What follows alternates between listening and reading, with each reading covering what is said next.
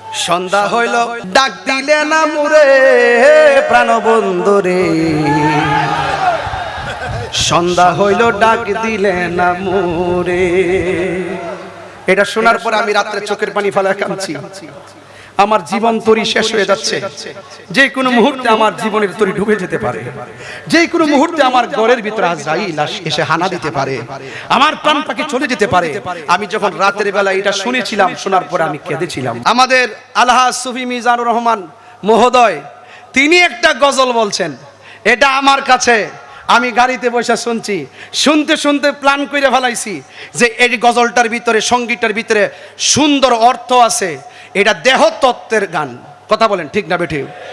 সন্ধ্যা হইল ডাক দিলে না মুরে প্রাণবন্ধু রে, সন্ধ্যা হইল ডাক দিলে না মুরে, সন্ধ্যা হইলে ডাক দিলে না মুরে প্রাণবন্ধু রে, সন্ধ্যা হইল ডাক দিলে না মুরে প্রাণবন্ধু রে। আর পরীক্ষার সময় নাই, কর জুড়ে ক্ষমা চাই, শেষের খেয়াই না নিলাই আমারে প্রাণবন্ধু রে।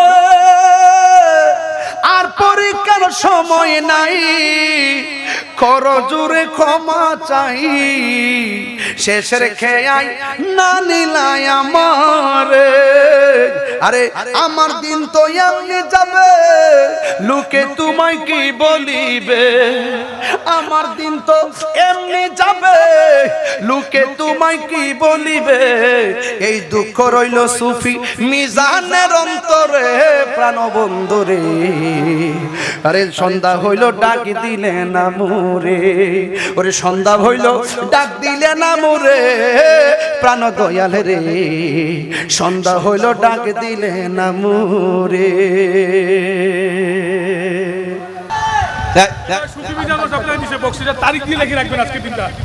আমাকে সুফি মিজান মহোদয় আমাকে কিছু হাদিয়া দিয়েছেন, আমি পেয়েছি এবং নিয়েছি।